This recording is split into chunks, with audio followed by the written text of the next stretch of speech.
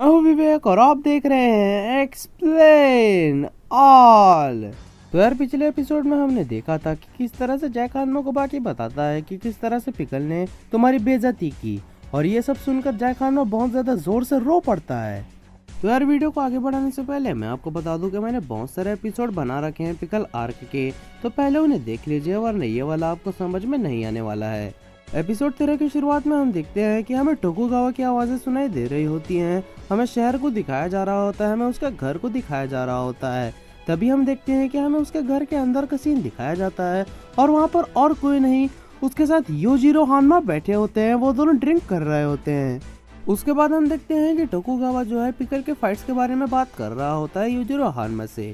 वो उनसे पूछता भी है कि क्या बाकी जीत सकता है पिकल से। तभी योजिरो हानमा थोड़ी देर शांत रहते हैं और कहते हैं कि रेसु और कासुमी जो है इन लोगों ने बहुत ही अच्छी फाइट की पिकल से, यहाँ तक कि जैक हानमा ने भी बहुत अच्छी फाइट की उससे, लेकिन फिर भी वो लोग काफी नहीं थे उसे हराने के लिए, यहाँ तक कि उसे अच्छी फाइट भी नहीं दे पाए वो लोग। तभी टोकुगावा कहता है कि वो तीनों जो है बहुत हाई लेवल पर हैं, वो लोग लेजेंड्स तक को हरा सकते हैं, वो फाइटिंग लेजेंड्स जिनकी नाम सच में पूरी दुनिया में फेमस है, वो लोग उन्हें भी आसानी से हरा सकते हैं, लेकिन वो पिकल के साथ ऐसा बिल्कुल भी नहीं कर पाए। वो उससे फिर पूछता है टोकुगावा क्या बाकी जीत सकता है, लेकिन तभी योजिरो हानमा बात को काटते हुए कहते हैं कि उन तीनों में वो बात नहीं थी, लेकिन बाकी में है, बाकी एक प्योर हानमा है, उसके रगों में मेरा खून जो दौड़ता है। तभी टोकुगावा कहता है कि जैक भी तो तुम्हारा बेटा है, वो भी तो हानमा है। तभी हम देखते हैं योजिरो हानमा कहते हैं कि वो प्योर नहीं है, उसके मदर ने उसे दूध नहीं पिलाया है, इसीलिए वो प्योर हानमा कहलाने के लायक नहीं है। उसके बाद वो लोग फिर से अपना अपनी ड्रिंक पीने लगते हैं और चीयर्स भी करने लगते हैं। तभी हम देखते हैं अचानक से योजिरो हानमा बहुत जोर से अपनी हाथ टेबल के ऊपर पटकते हैं, जिससे कि वहीं के वहीं पर वो टेबल जो है पूरी तरह से हवा में ही उछल जाता है, केवल एक हाथ से ही। योजिरो हानमा का हाथ बहुत जोर से टेबल को लगा होता है। तभी योजिरो हानमा थोड़ा सा उठते हैं और एक स्टैंस में आ जाते हैं। उसके बाद टेबल जैसे ही नीचे आता है वो उसे बिल्कुल कराटे चॉप के साथ काट देते हैं, एकदम बीचों बीच उसे फाड़ के रख देते हैं पूरी ताकत से। टेबल का ये हाल करने के बाद योजिरो हानमा तुरंत ही टोकुगावा के घर से बाहर चले जाते हैं। तभी दूसरी तरफ हम देखते हैं टोकुगावा जो है डॉक्टर पेन के साथ लंच में बात कर रहे होते हैं। डॉक्टर पेन उन्हें बता रहे होते हैं कि बाकी जो है वहाँ पर बहुत देर से जाकर बैठा हुआ है, मैंने देखा है।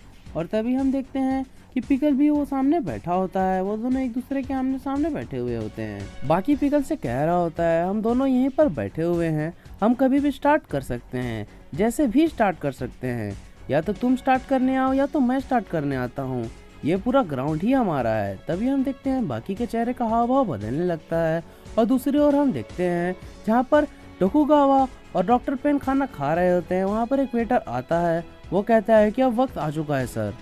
तभी डॉक्टर पेन टोकुगावा को बताते हैं कि मैंने पिकल के लिए खाने का बंदोबस्त किया है जिससे हम उसे खिला सकते हैं, उसके साथ जो मरा हुआ डायनासोर मिला था, जो टीरेक्स मिला था, उसी का मांस हम उसे खिलाएंगे कई समय तक। तभी हम देखते हैं कि टोकुगावा कहता है कि सच में वो उसे खाएगा। तभी डॉक्टर पेन कहते हैं कि हाँ वो उसे बहुत अच्छा लगेगा। तभी दूसरी तरफ हम देखते हैं कि पिकल को बहुत ज्यादा खुशबू आने लगती है टीरेक्स के मांस की, और वो बहुत ज्यादा खुश हो जाता है और वो खड़ा भी हो जाता है, वो सूंघने लगता है और आगे बढ़ने लगता है। तभी हम देखते हैं दो साइंटिस्ट जो हैं टीरेक्स का मांस लेके आ रहे होते हैं, वो लोग खुद भी बिलीव नहीं कर पा रहे होते हैं कि ये सच में एक डायनासोर का मांस है, एक स्ट्रॉन्ग टीरेक्स का मांस है, ये तो सच में बहुत ही ज्यादा अच्छी बात है। तभी हम देखते हैं पिकल बहुत ज्यादा खुश होता है अपने आप को उस मांस के सामने पाकर। उसके बाद वो तुरंत ही बैठकर खाना शुरू कर देता है। वो बहुत तेजी से खा रहा होता है क्योंकि उसने बहुत देर से नहीं खाया होता, वो उसे लगातार खा रहा होता है। और तभी हम देखते हैं कि वो बाकी को भी थोड़ा सा ऑफर करता है, वो उसे एक मांस का लोथड़ा देता है। बाकी तो पहले बहुत ज्यादा चौंक जाता है कि ये मुझे ऑफर कर रहा है। तभी हम देखते हैं कि बाकी धीरे से उसे ले लेता है, वो उसे थोड़ा सा देखता है कि ये कैसा है, फिर अचानक से उसे मुंह में भर के खाने लगता है और बहुत अच्छा लगता है ये बाकी को। बाकी बहुत ज्यादा खुश हो जाता है और वो कहता है कि ये तो सच में काफी लाजवाब है। इसके बाद पेट भर खाने के बाद चुपचाप पिकल वहाँ पर लेट जाता है, उसका पेट सच में फुल हो चुका होता है। फाइनली पिकल बहुत दिन बाद अच्छे से खाया हुआ होता है और उसके बाद बाकी भी वहाँ पर बैठा हुआ होता है। तभी हम देखते हैं बाकी का ध्यान पिकल की ओर जाता है और पिकल बिल्कुल अच्छे से सो गया होता है, वो बिल्कुल आराम से सोया हुआ होता है। और दूसरी तरफ डॉक्टर पेन टोकुगावा को कह रहे होते हैं कि अब वो और नहीं लड़ सकता, उसके लिए लड़ना अब सही नहीं है, उसने अपना कान खो दिया है, ये बिल्कुल भी अच्छी बात नहीं है, खैर अब उसकी और फाइट नहीं होनी चाहिए मेरे हिसाब से। खैर अब उसे कोई हरा भी नहीं सकता, इतने सारे बड़े बड़े फाइटर्स जो उसके सामने हार गए हैं। फिर वो दोनों चीयर्स करते हैं और ये कहते हैं कि अब पिकल से कोई भी नहीं लड़ेगा इसके नाम। तभी सीन बदलता है और हमें हानेयामा देखने को मिलता है। वहाँ पर टोकुगावा भी होता है, उन दोनों के बीच फिर से बात हो रही होती है पिकल को लेकर। अब हानेयामा जो है पिकल के लिए तर्क दे रहा होता है टोकुगावा को कि आगे उसके साथ क्या करना चाहिए या क्या होगा। वो कहता है कि सच में उससे लड़ना बहुत ज्यादा मुश्किल है, उससे कोई नहीं जीत सकता। जब मैं उससे टकराया था तब मैं ये जान गया था कि पिकल कितना ज्यादा स्ट्रांग है, कोई भी ऐसा नहीं होगा जो कि उससे जीतेगा। समझ रहे हो ना ओल्ड मैन? पिकल अभी तक अपने ताकत को माप रहा है, अभी तक उसे कोई ऐसा मिला ही नहीं है जिसे वो पूरी ताकत से लड़ सके, अपनी पूरी ताकत इस्तेमाल कर सके। तभी हम देखते हैं कि अभी भी बाकी और पिकल एक दूसरे के सामने बैठे हुए होते हैं। वो लोग एक दूसरे को बिल्कुल एक दूसरे की आंखों में देख रहे होते हैं और बिल्कुल रेडी होते हैं फाइट करने के लिए। तभी बाकी अचानक से उठता है और वो धीरे धीरे पिकल की ओर बढ़ने लगता है और कहता है कि चलो ठीक है, अब मैं ही स्टार्ट करता हूँ। तभी हम देखते हैं कि बाकी जो है पिकल के पास पहुंच गया होता है, वो झुककर उसकी आंखों में देख रहा होता है। हम देखते हैं कि बाकी धीरे से अपना हाथ बढ़ाता है पिकल की ओर। पिकल उसे देख रहा होता है और कुछ भी नहीं समझ पा रहा होता है। तभी हम देखते हैं कि वो महसूस कर रहा होता है कि पिकल बहुत जोर से चिल्लाएगा, बहुत ही ज्यादा जोर से गुस्सा हो जाएगा। खैर तभी हम देखते हैं धीरे से उसके गाल में बाकी एक झापड़ मार देता है जो कि बहुत ही सॉफ्टली उसे लगता है। और तभी हमें पता चलता है कि वो पिकल की बेइज्जती कर दिया होता है और उसके बाद तुरंत ही पिकल गुस्से में उठता है और उसके ऊपर वार करने लगता है।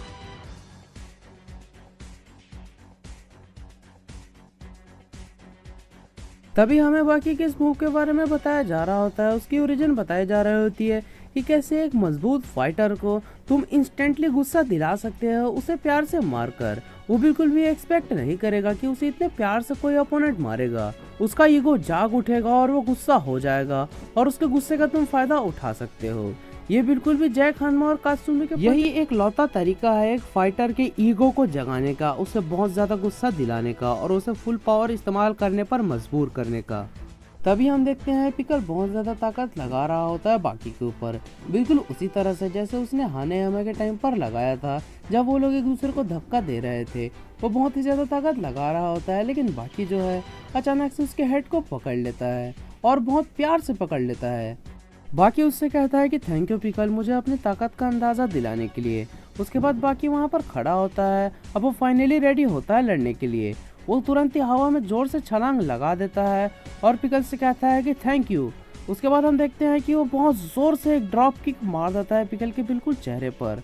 पिकल को ये सच में बहुत जोर से लगता है। उसके बाद तो तुरंत ही एक और किक मार देता है पिकल के चेहरे पर ही। हम देखते हैं कि पिकल इस फाइट को बहुत ज्यादा एंजॉय कर रहा होता है, उसे वो हिट अच्छी लग रही होती है। तभी वहाँ पर रेत्सु भी आ जाता है और हानेयामा और टोकुगावा भी वहाँ पर फाइट देख रहे होते हैं। वो लोग पिकल को देख रहे होते हैं कि किस तरह से पिकल इस चीज को एंजॉय कर रहा है।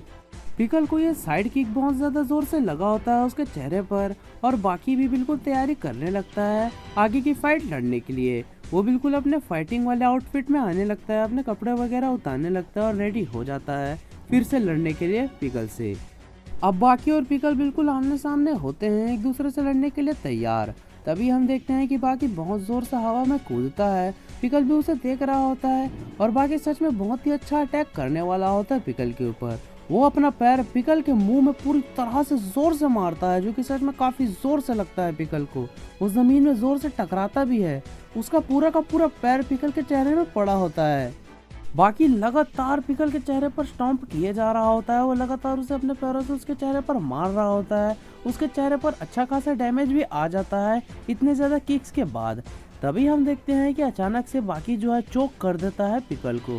वो उसके गले को पूरी ताकत से पकड़ देता है जिसके कारण पिकल को सांस तक नहीं आ रही होती है, लेकिन पिकल तभी बहुत जोर से गुस्सा होता है और दौड़ने लगता है।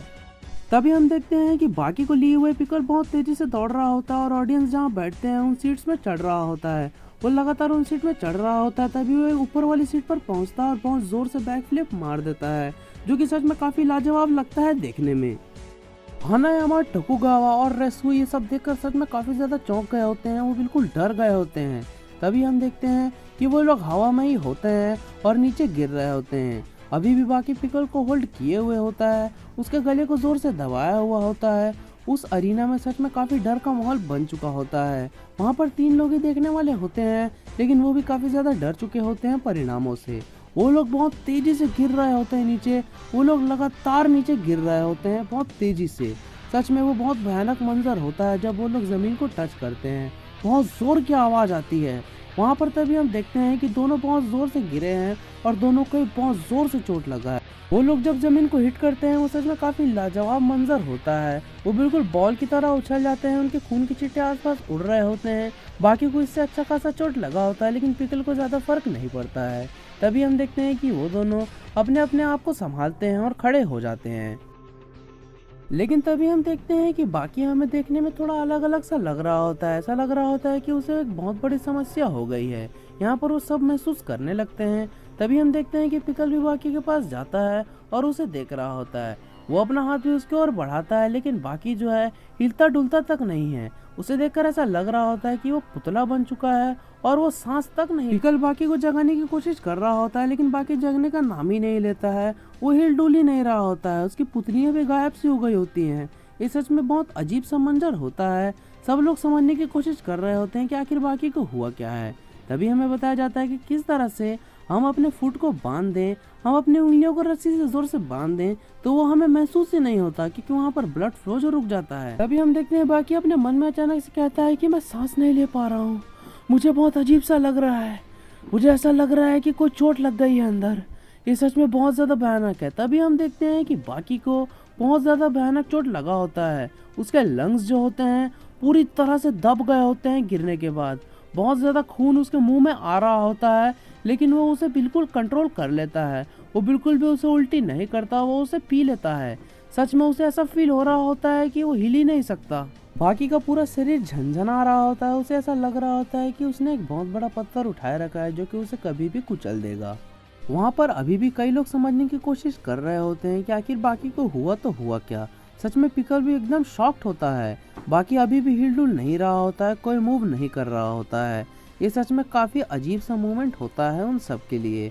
बाकी का शरीर पूरी तरह से ऐसा लग रहा होता है कि वो चारों तरफ से लौट रहा है, लेकिन वो हिल ही नहीं पा रहा होता है। दर्द के मारे उसका पूरा शरीर कोलैप्स करने वाला होता है, पूरा शरीर रुक गया होता है। तभी हम देखते हैं कि बाकी वहाँ पर ऐसे ही खड़ा हुआ होता है और पिकल धीरे धीरे अपना हाथ आगे बढ़ाने लगता है।